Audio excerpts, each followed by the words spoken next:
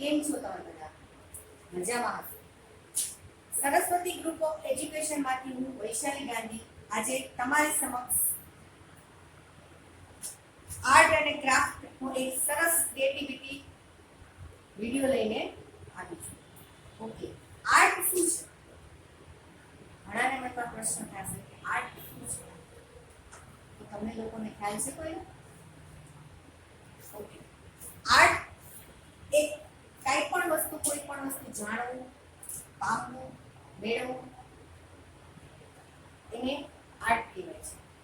તમે લોકોને ઘણી વખત છોકરાઓને પ્રશ્ન થતો હોય છે કે આર્ટ અમને ક્યાં ક્યાં કામ આવશે, બરોબર? તો અમુક લોકો તો આર્ટ સબ્જેક્ટને ઓપ્શનમાં રાખી દેતા હોય છે, બરોબર છે, પણ આર્ટ તમને બધી જગ્યાએ કામ આવશે, બધા સબ્જેક્ટ્સમાં કામ આવશે. ડ્રોઈંગ, આર્ટ એન્ડ ક્રાફ્ટ વગર તમે કોઈ પણ સબ્જેક્ટ ભણી નહીં શકો. ઓકે, હવે કેવી રીતે, કઈ જગ્યાએ કામ આવશે? તમને લોકોને પ્રશ્ન આપો. અચ્છા, કોઈને ખબર છે ક્યાં કામ આવશે? કહેશે મને? ઓકે, હું કહું છું. આજે સબ્જેક્ટ્સ લઈ લેવા બધા, જેમ કે મેથ્સ સબ્જેક્ટ છે, એક એમાં તમારે લોકોને જ્યારે જ્યોમેટ્રિકલ બધા સેટ્સ દોરવાના આવે છે ત્યારે પણ એમાં ડ્રોઈંગની પહેલા જરૂર પડે છે. ઓકે, એ રીતે સાયન્સ, તો સાયન્સમાં માનો કે આપણે ટોપિક લીધો છે બોડી પાર્ટ્સ, તો બોડી પાર્ટ્સ તમને લોકોને પહેલા ડ્રો કરીને જ તમને લોકોને સમજાવશે. એક એક વસ્તુ જ્યારે ઓપરેશન કરશે ત્યારે પણ તમને લોકોને પહેલા સ્ટુડન્ટ્સને ત્યાં પહેલા આખો ડાયાગ્રામ કરી એમાં તમને લોકોને સમજાવવામાં આવશે, ત્યારે પણ તમને ડ્રોઈંગ આવશે. ઓકે, પછી તમને આવશે એસએસ. તો એસએસ માં તમને થતું છે કે એસએસ માં સમાજ વિદ્યામાં કેવી? તો તમને ખબર હોય કે આજે કેટલા જૂના વર્ષો પહેલા ત્યારે તો કોઈ ટેકનોલોજી પણ નહોતી, કોઈ સાધન પણ નહોતા, અને કાંઈ કરવું હોય ડિઝાઇન પહેલા તમારે કરવી હોય તો એ હાથેથી જ બધી ડિઝાઇન થતી, જેમ કે મંદિરની છે, કોઈ પણ એવા કહેવાય ને કે ઝૂલતા મિનારા છે, તાજમહેલ છે, એ બધી જે વસ્તુ બનાવેલી છે આજે, તો સૌથી પહેલા એને જે બનાવનાર છે એને પહેલા કોઈ ડિઝાઇન્સ પહેલા દોરેલી છે. ઓકે, ડિઝાઇન્સ દોરી અને પછી તે પોતાનો પ્લાન તૈયાર કરે છે. એ જ રીતે તમે લોકોને આર્કિટેક્ટમાં જશો, એન્જિનિયરિંગમાં જશો, પછી કોઈ પણ તમે માનો કે કોઈ સ્ટિચિંગનો કોર્સ કરે છે, ઇન્ટિરિયર ડેકોરેશનનો કોર્સ કરે છે, ઓકે, કે પછી હોમ ડેકોરેશનનો કોર્સ છે, બધી જગ્યાએ પહેલા તમારે લોકોને ડ્રોઈંગ આવશે, પ્લાન તૈયાર કરવામાં આવશે, પછી તમે લોકો તેમાં આગળ વધી શકશો. એ પહેલા તમે કંઈ આગળ નહીં વધી. ઓકે, ખાસ કરીને ગુજરાતી, હિન્દી અને ઇંગ્લિશ. હવે એમાં તમને એમ થતું ગુજરાતી, હિન્દી, ઇંગ્લિશ એમાં કેવી? તો એમાં તો ખરેખર નાના છોકરાઓ માટે તો બહુ જ મજા આવે છે. તમને લોકોને ખાસ કરીને જ્યારે ગુજરાતી છે, હિન્દી છે, ઇંગ્લિશ છે, એમાં કોઈ પણ એક પોયમ અથવા કોઈ પણ એક સ્ટોરી, તો એમાં ઘણી વખત શું થાય છે કે અમે ટીચર સમજાવતા હોય તો ઘણા બાળકો એવા હોય છે એને સમજાવતું હોય કે મેડમ તો બોલે છે, ઉપરથી જાય છે, આ સ્ટોરીમાં કંઈ સમજાતું છે. ખાસ કરીને ઇંગ્લિશમાં તો બહુ એવું થાય, બરોબર? તો એના માટે શું કરવું? તો એના માટે ટીચર્સ કંઈક નવી નવી ક્રિએટિવિટી લઈને આવે છે. તો કેવી? તો માનો કે કોઈ સ્ટોરી છે, આજે તમને ખબર હશે કે ગુજરાતી, હિન્દી અને ઇંગ્લિશમાં એક સ્ટોરી કોમન હોય છે ઘણી, જેમ કે સિંહ અને ઉંદર, લાયન અને માઉસ. ઓકે, તો એની સ્ટોરી તમારે ગુજરાતીમાં પણ આવે છે, હિન્દીમાં પણ આવે છે અને ઇંગ્લિશમાં પણ આવે છે. તમને યાદ હોય આપણે નાના હતા ત્યારથી આપણે સ્ટોરી સાંભળતા છે ઉંદર અને સિંહ, કે ઉંદર હોય છે એમાં સિંહ એક ઝાડીમાં ફસાઈ જાય છે, પછી ઉંદર આવે છે એને બચાવે છે, આવી સમથિંગ કંઈક સ્ટોરી હોય છે. હોય છે? હા, તમે બધાએ સાંભળ્યું છે. મજા આવે છે ને સ્ટોરી સાંભળવાની? પણ આપણે વધારે સારી ક્રિએટિવિટી કરવી છે, વધારે સારું સમજવું છે અને વધારે એકદમ આનંદ લેવો છે, તો એના માટે આપણે એક્ટિવિટી કરશું સમજવા માટે. ઓકે, તો આજનો આપણો ટોપિક છે art and ક્રાફ્ટમાં story puppets. Story puppets એટલે આજે મેં લીધું છે લાયન અને માઉસ.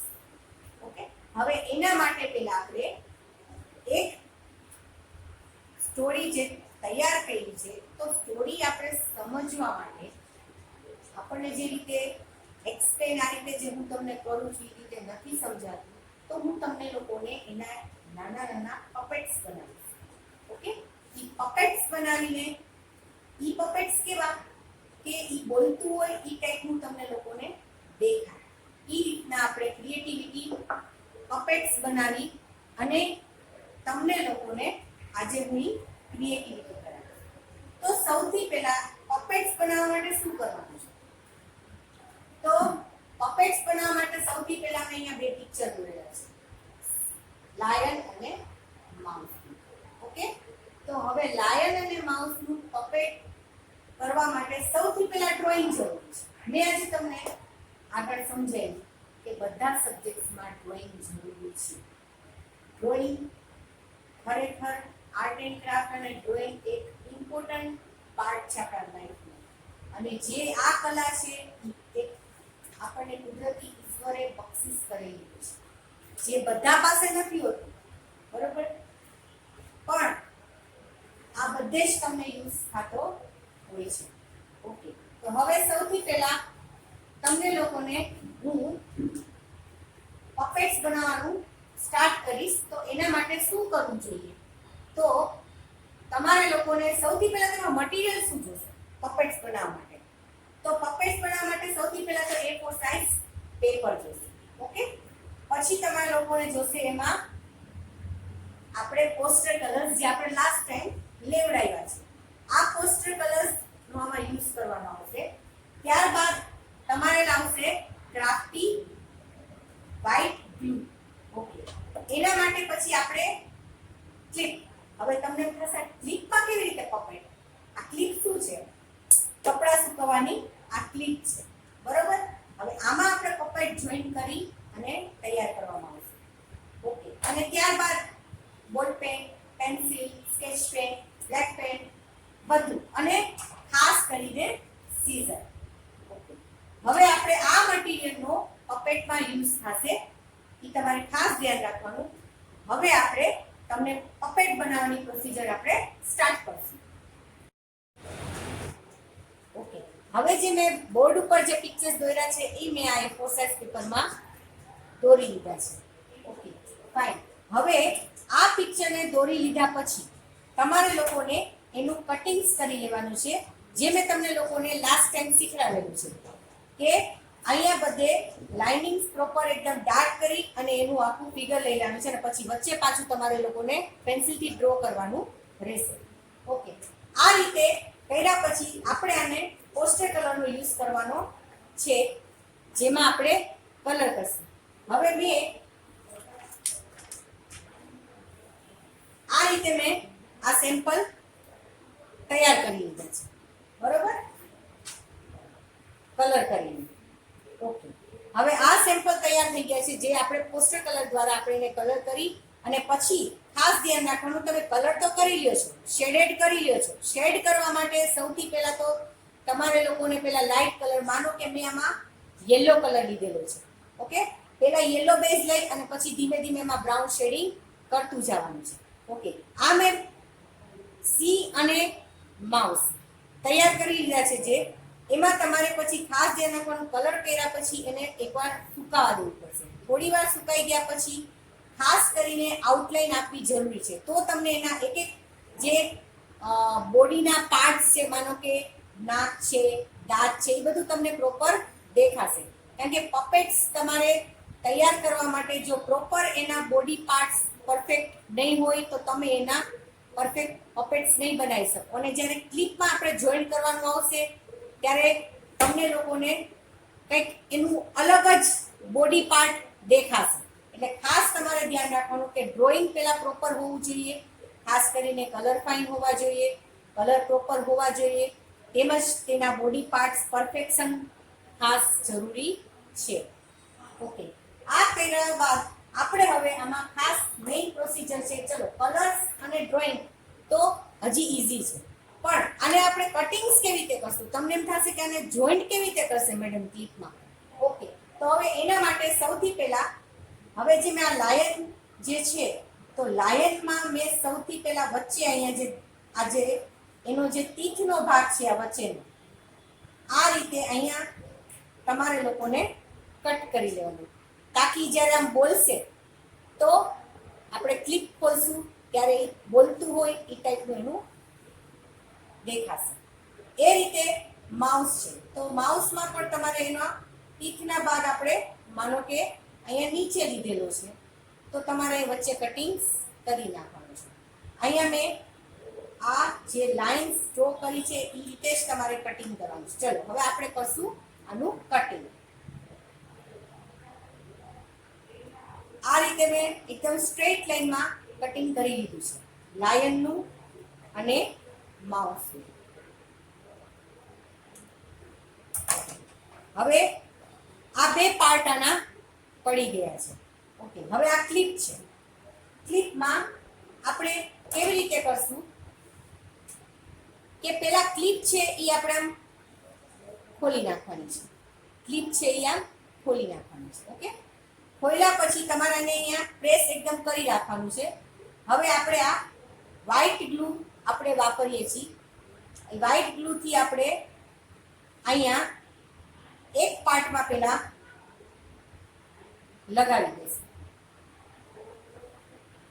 જે એનો હેડનો ભાગ આવશે, ટીથ અડધા આવશે, એ ટાઈપનો પાર્ટ આવશે, એ આપણે અહીંયા લગાવી દઈશું એકદમ પ્રોપર.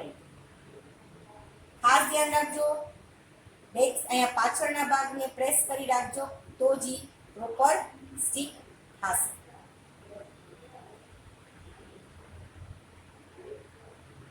આ રીતે ધીમે ધીમે પ્રેસ કરતા જવાનું અને એને આખું પ્રોપર લગાવી દેવાનું.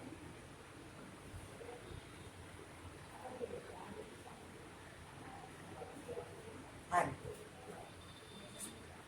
થોડું વધારે પ્રેસ કરવાનું અને ખાસ ધ્યાન રાખવાનું, જ્યારે તમે લોકો ફેવિકોલ કે કોઈ પણ વસ્તુ વ્હાઇટ ગ્લુ કે યુઝ કરો છો તો સાથે કપડું રાખવાનું. તમારા હાથ છે એનાથી તમે પ્રેસ કરશો તો તમારું જો આ પેઇન્ટિંગ વર્ક બગડી જશે. એટલા માટે તમારે લોકોને ખાસ મેં હંમેશા સમજાવું છું કે એક વેસ્ટ કપડું સાથે રાખવાનું. હંમેશા કોઈ પણ ફેવિકોલનું કામ કરો છો તો તમારે લોકોને પ્રોપર એનાથી જ વર્કને દબાવવાનું રહેશે. ઓકે, હવે નેક્સ્ટ સેકન્ડ પાર્ટમાં આપણે આ ફેવિકોલ લગાવી દઈશું.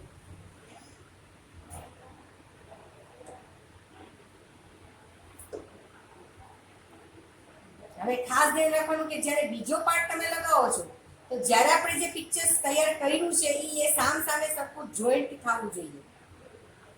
થોડું કે આમથી આમ ખસી જશે તો તમારે લોકોને જે લિપ્સ છે અથવા તો એના ટીથ છે કે એ બધા એના આડાવડા થઈ જશે તો પ્રોપર એનું ફેસ નહીં દેખાય અને એવું થશે કે આને તો કંઈક બોડીમાં પ્રોબ્લેમ છે. એ તમારે ખાસ સરખું ધ્યાન રાખવાનું. હવે જો મેં આખું જે બનાવેલું હતું એ પિક્ચર આમ નામ સરસ દેખાય છે તમને લોકોને બધાને? દેખાય છે? ઓકે, હવે આ રીતે જોઈન્ટ થઈ ગયા પછી તમારે જોવાનું ખાસ, પછી ફેવિકોલે પણ એટલું અતિશય નહીં લગાવી દેવાનું કે તમારી ક્લિપ પછી આ સુકાઈ ગયા પછી ખુલે જ નહીં, એનું મોઢું જ ન ખુલે. તો મોઢું જ નહીં ખુલે તો તમે લોકો સ્ટોરી કેવી રીતે પ્રેઝન્ટ કરશો? ઓકે, હવે આપણે માઉસને પણ લગાવી દઈશું આ રીતે.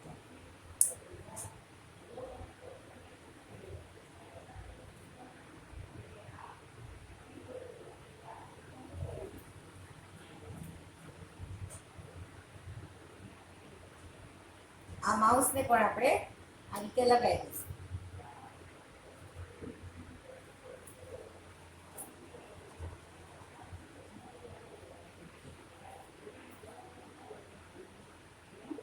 લગાવવા ટાઈમે થોડુંક ફેવિકોલનો પાર્ટ છે એટલે થોડુંક લગાવવામાં પ્રેસ કરવું પડશે. જો મેં બોડી પાર્ટ લગાવ્યું તો તમે ખાસ ધ્યાન રાખો કે મારે જે આખું જે એનો ફેસ છે એ એકદમ પ્રોપર લાઈનમાં આવવો જોઈએ, તો જ એનું પ્રોપર ફેસ તમને ખ્યાલ આવશે.